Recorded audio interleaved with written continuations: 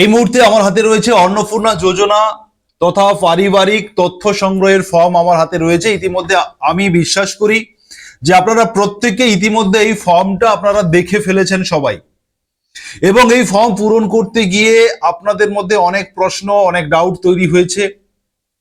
কিছু পরিবর্তন হয়েছে এই ফর্ম ফিল আপ করার বিষয়ে, আমি সেটা নিয়ে আলোচনা করব। এই ফর্মে আপনি হেড অফ দ্য ফ্যামিলি কাকে সিলেক্ট করবেন, আপনার রেশন কার্ডে বা খাদ্য সুরক্ষা কার্ডে যিনি হেড অফ দ্য ফ্যামিলি রয়েছেন তিনাকেই এখানে লিখতে হবে কি বাধ্যতামূলকভাবে, নাকি আপনি আপনার মতো আপনার হাজব্যান্ডকে কিংবা আপনার শ্বশুরকে কিংবা আপনার বাবা মা কাকে আপনি head of the family select করবেন, এটা নিয়ে একটা বড় প্রশ্ন রয়েছে, সেটা আমি সমাধান দেব।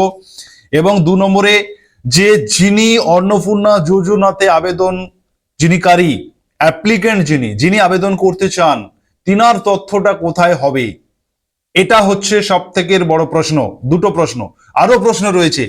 একটা ফর্মে কি ফ্যামিলির সকলেই আবেদন করবেন, এই প্রশ্নটাও কিন্তু রয়েছে। এই মুহূর্তে এই 3টে প্রশ্ন প্রত্যেকের মধ্যে কিন্তু রয়েছে এবং এর সমাধান আপনারা পাচ্ছেন না। আমি বলবো সমাধান দেব এই ভিডিওর মাধ্যমে। আমি এই ভিডিওতে আলোচনা করব যে এই যে 13 পাতার যে ফর্ম, এই ফর্মে যে ফ্যামিলি তথ্য বা পারিবারিক তথ্য সংগ্রহ করছে সরকার, তথ্য চাইছে, এর উদ্দেশ্য কি, এর উদ্দেশ্য কি, কেন চাওয়া হচ্ছে, সমস্ত কিছু নিয়ে ব্যাখ্যা করব। আরো একটি বিষয় আপনাদেরকে বলে রাখি, এই অন্নপূর্ণা যোজনার যে ফর্ম, এই ফর্ম শুধুমাত্র অন্নপূর্ণা যোজনার টাকা প্রদানের ফর্ম নয়। এটা এই ফর্ম রয়েছে, এই ফর্মের সঙ্গে সংযোগ রয়েছে, যোগসূত্র রয়েছে জনগণনার। এই ফর্মের সঙ্গে যোগসূত্র রয়েছে ফিজিক্যাল ভেরিফিকেশন। এই ফর্মের সঙ্গে যোগসূত্র রয়েছে স্বচ্ছতার।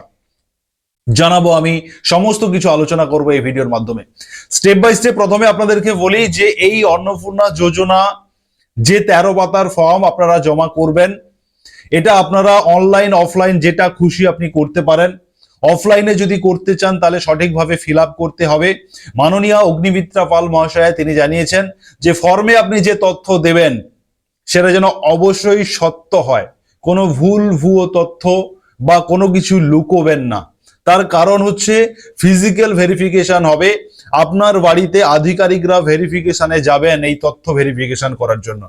তখন যদি প্রমাণিত হয়ে যায় বা আপনার পাশের বাড়ির কেউ যদি বলে দেয় যে ইনার বাড়ির কিন্তু এই জিনিসগুলো রয়েছে, আপনারা দেখে নিন তো ইনি এই ফর্মে সমস্ত কিছু উল্লেখ করেছেন কিনা। সমস্ত ডেটা কিন্তু সরকারের কাছে আছে, বিভিন্ন প্রতিনিধি মারফত, চ্যানেল মারফত আপনার কি রয়েছে না রয়েছে সবটা কিন্তু তাদের কাছে পৌঁছে যাবে। সে কারণে আপনারা লুকোবেন না, এটা প্রথমত।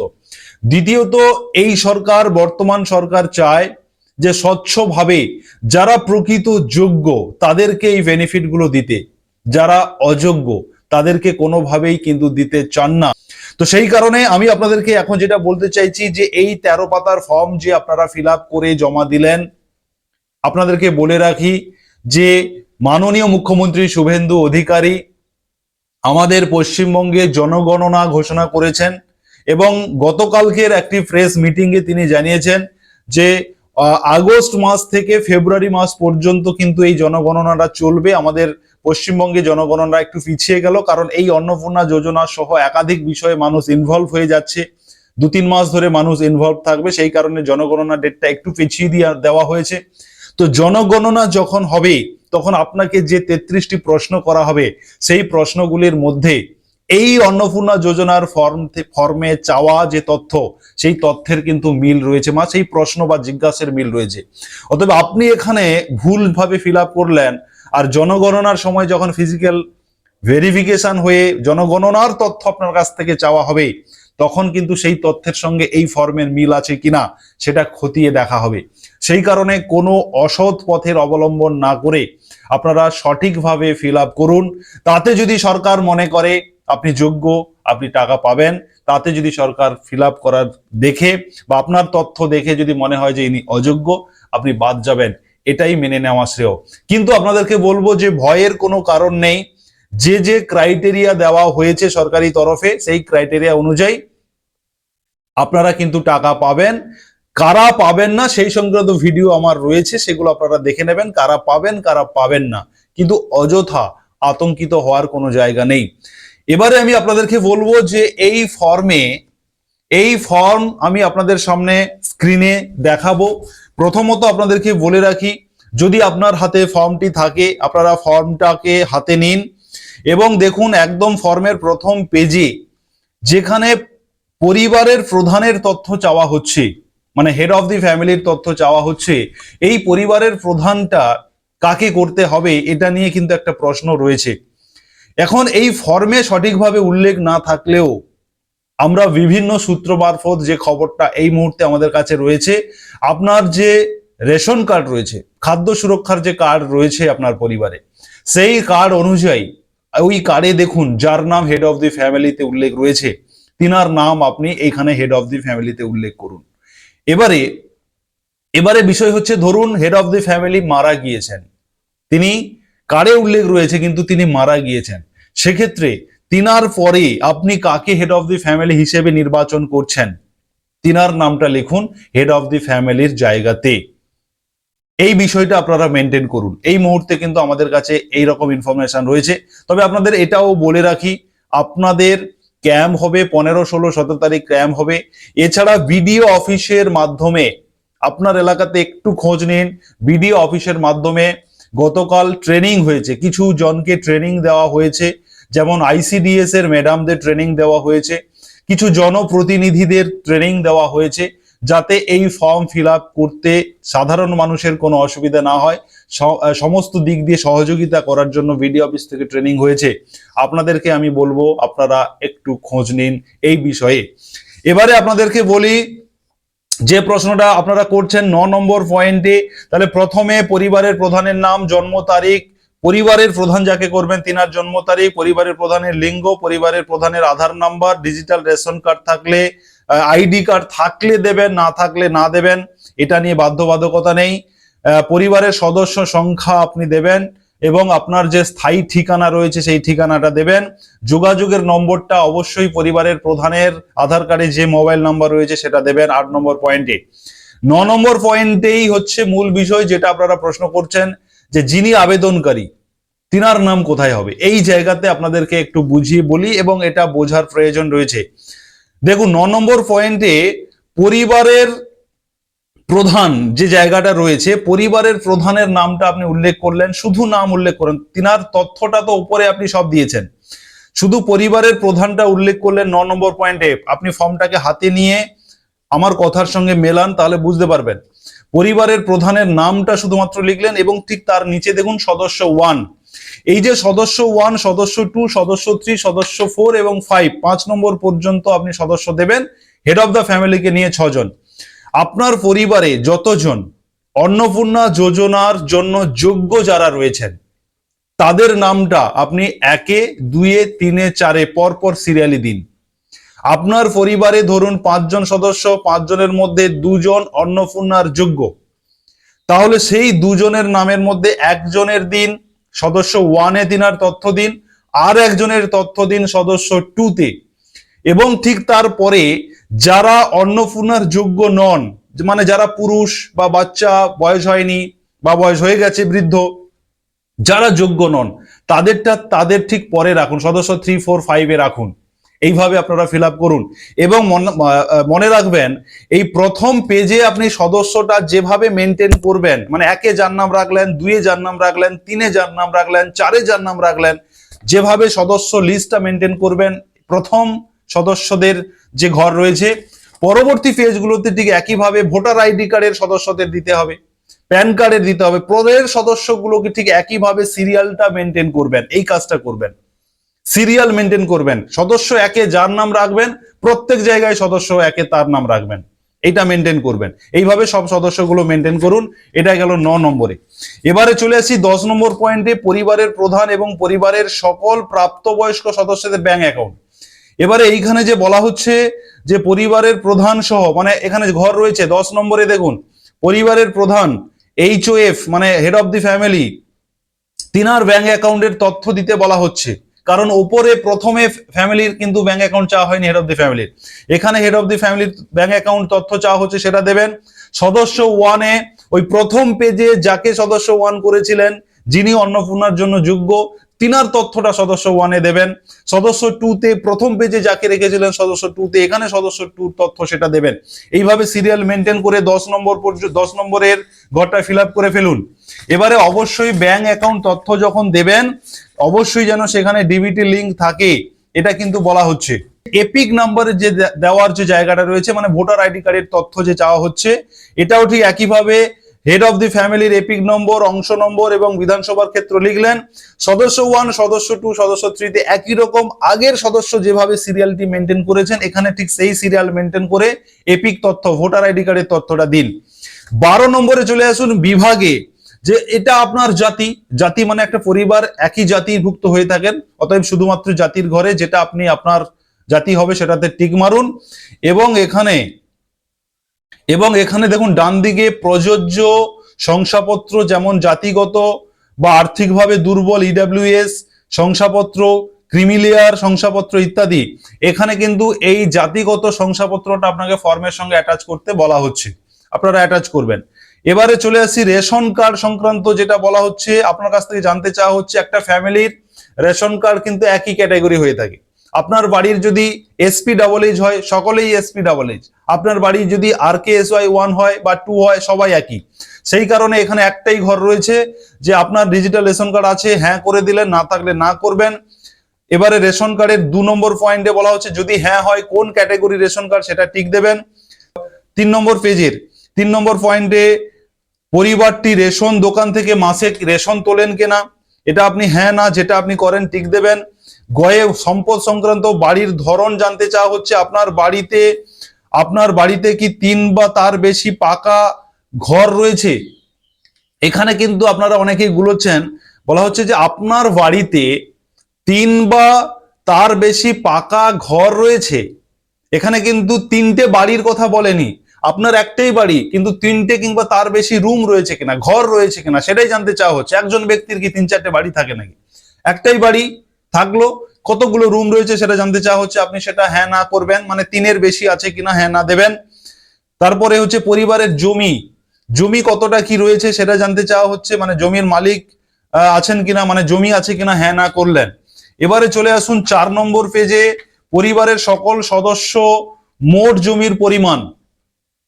জমির পরিমাণটা কত সেটা উল্লেখ করবেন এবং সেটা যেন অবশ্যই রেজিস্টার থাকে, মানে আপনার রেকর্ড আছে, দলিল আছে, এরকম জমি আর কি। এবারে 4 নম্বরে যানবাহনের তথ্য চাওয়া হচ্ছে, আপনার প্রাইভেট কার রয়েছে কিনা, এবং অবশ্যই যদি জিপ কিংবা ট্রাক্টর থাকে সেটাও কিন্তু এই প্রাইভেট যানবাহনের মধ্যেই ধরে নিতে বলা হয়েছে। তো সেটা যদি থাকে তাহলে গাড়ির তথ্য রেজিস্ট্রেশন নাম্বার সহ যেটা চাওয়া হচ্ছে সেটা দেবেন। 5 নম্বর পয়েন্টে 4 নম্বর পেজের 5 নম্বর পয়েন্টে পরিবার ভিত্তিক সদস্যদের স্বাস্থ্য বীমা, যার স্বাস্থ্য বীমা রয়েছে, এবারে আপনি এখানে স্বাস্থ্য বীমাটা থাকলে হ্যাঁ করবেন, না থাকলে না করবেন, অপশন দেওয়া রয়েছে। যার রয়েছে পাপি পরিবারের যতজন সদস্য তার মধ্যে যার রয়েছে শুধুমাত্র তাই সেই সদস্য নাম্বারের ঘরে আপনি লিখবেন ওই প্রথমের সিরিয়ালটা মেনটেন করে। ধরুন 3 নম্বর সদস্য যাকে করেছিলেন প্রথমে তিনার বীমা রয়েছে, তাহলে আপনি এখানে 3 নম্বর সদস্যতে তিনার এটা ডিটেলসটা ফিল আপ করবেন। এবারে হচ্ছে আসছি পেশা এবং আয়, ট্যাক্স দেন কিনা সেটা হ্যাঁ অথবা নাতে ক্লিক করবেন। যে কোনো সদস্য বলা হচ্ছে, আপনার কথা শুধু জানতে চাওয়া হয়নি, আপনার বাড়ির যতজন সদস্যের ডেটা আপনি এখানে দিচ্ছেন সেই সদস্যগুলোর মধ্যে কোনো সদস্য ট্যাক্স দেন কিনা সেটা জানতে চাওয়া হচ্ছে, হ্যাঁ হলে হ্যাঁ, না হলে না। এই ট্যাক্সের সঙ্গে আপনার কোনো পাওয়ার, এই অন্নপূর্ণা পাওয়া না পাওয়ার কোনো সম্পর্ক নেই। যিনি ট্যাক্স প্রদানকারী তিনি অন্নপূর্ণা পাবেন না, কিন্তু বাকি সদস্যদের মধ্যে যে আর বাকি যারা রয়েছেন তিনারও যদি ট্যাক্স না দেন তাহলে তিনারা অন্নপূর্ণা পাবেন। এই বিষয়গুলো আপনারা কিন্তু এই সমস্ত গুজব থেকে আপনাদের বেরোতে হবে। এবারে হচ্ছে 4 নম্বর পেজের একদম শেষ পার্টে পরিবারের সদস্যদের প্যান কার্ড, যাদের প্যান কার্ড আছে একইভাবে ফ্যামিলি মেনটেন করে আপনি প্যান কার্ডের তথ্যগুলো দিয়ে দিন, যার আছে দেবেন, যার নেই দেবেন না। এবারে 5 নম্বর পেজে কর্মসংস্থানের ধরন, আপনার পরিবারে যে একইভাবে সদস্য অনুযায়ী যেভাবে আপনি সদস্য প্রথম থেকে মেনটেন করেছেন সেই সদস্য অনুযায়ী যিনি যে পেশার সঙ্গে যুক্ত সেই পেশা আপনি উল্লেখ করবেন এই 5 নম্বর পেজের যে কর্মসংস্থানের যে ধরন অনুযায়ী। এগুলো অত্যন্ত সহজ, এগুলো আপনারা করে নিতে পারবেন। এবং যিনি হাউস ওয়াইফ রয়েছেন তিনারটায় অন্যান্যর ঘরে টিক দেবেন, অন্যান্য বলে অপশন রয়েছে সেখানে টিক দেবেন। এবারে বলা হচ্ছে যে এই চাকরি বাকরি বা এই কর্মসংস্থান সংক্রান্ত তথ্য আপনার কিন্তু এই ফর্মের সঙ্গে অ্যাটাচ করতে হবে। যিনি যে কাজের সঙ্গে যুক্ত রয়েছেন, যিনি সেই সংক্রান্ত কোনো সার্টিফিকেট থেকে থাকেন, ধরুন কেউ সরকারি চাকরি করেন, তাহলে তো তিনার সার্টিফিকেট কিছু তথ্য রয়েছে, সেগুলো অ্যাটাচ করতে বলা হয়েছে, যে জমা দিতে বলা হয়েছে। কিন্তু বাকি যারা হাউস ওয়াইফ, তিনার কি সার্টিফিকেট? তিনার কোনো সার্টিফিকেট নেই, দিতে হবে না। এবারে চলে আসছি 6 নম্বর পেজে, চলে আসুন। পরিবারের মাঝামাঝি পরিবারের শিক্ষিত প্রাপ্তবয়স্ক সদস্যদের সংখ্যা, আপনার পরিবারে কতজন শিক্ষিত, কতজন অশিক্ষিত, সেই সংখ্যাটা এখানে উল্লেখ করবেন এবং একইভাবে সদস্যটা মেনটেন করবেন সেই প্রথমবারের মতো। 1 নম্বর সদস্যতে আপনি যার নাম রেখেছিলেন তিনি শিক্ষিত কিনা টিক দিলেন, শিক্ষিত না হলে দেওয়ার দরকার নেই। আর শিক্ষিত হলে তিনি কতটা পড়াশোনা করেছেন, মানে তিনার সর্বোচ্চ শিক্ষা যোগ্যতা কতটা, মাধ্যমিক, উচ্চ মাধ্যমিক, 8 পাস, গ্রাজুয়েশন যা থাকবে সেটা আপনি লিখে দিলেন। এবং এখানে বলা হচ্ছে যে পরিবারের সকল শিক্ষিত প্রাপ্তবয়স্ক সদস্যদের সর্বোচ্চ শিক্ষাগত যোগ্যতা প্রদান করুন, যোগ্যতা প্রদান করতে বলা হয়েছে।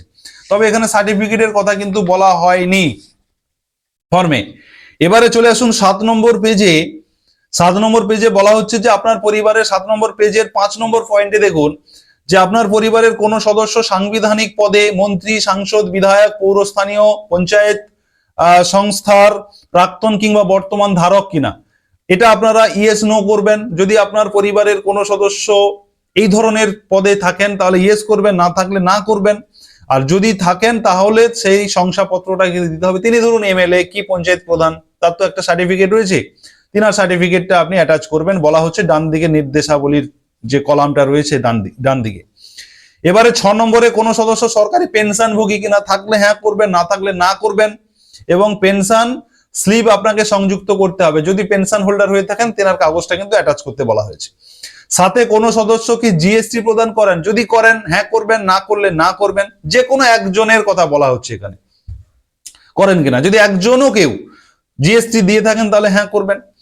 এবারে 8 নম্বরে পরিবারের মোট বার্ষিক আয়, পরিবারের মোট বার্ষিক আয় মানে এখানে আপনার শুধু একার নয়, আপনার পরিবারের টোটাল ইনকামটা বছরে কত সেটা আপনি এখানে উল্লেখ করবেন। তবে কোনো সার্টিফিকেট চাওয়া হয়নি। এবারে হচ্ছে 7 নম্বর পেজে দেখুন অন্যান্য পরিচয় নথির যে কলামটা রয়েছে বাঁদিকে, সিএএ আবেদন করেছেন কিনা, মানে নাগরিকত্বের প্রমাণের জন্য আপনার কোনো আবেদন কোনো ব্যক্তি করেছেন কিনা তার তথ্যটা আপনি দেবেন 7 নম্বরে, না করলে দেবেন না, প্রযোজ্য নয়তে টিক মেরে দেবেন। এবারে 8 নম্বর পেজে চলে আসুন। অন্যান্য কিষাণ ক্রেডিট কার্ড যদি আপনার পরিবারের কোনো ব্যক্তি, এখানে সদস্য মেনটেন করা রয়েছে 1 2 3 4 5 6 পর্যন্ত, মানে হেড অফ ফ্যামিলিকে নিয়ে, তাহলে আপনি তারটাতে সেই কিষাণ ক্রেডিট কার্ডের আইডি সংখ্যা এবং কবে ইস্যু হয়েছে সেগুলো আপনারা উল্লেখ করবেন। এই বিবরণ দিতে বলা হয়েছে, কিন্তু কোনো ডকুমেন্টস দিতে বলা হয়নি এই সংক্রান্ত।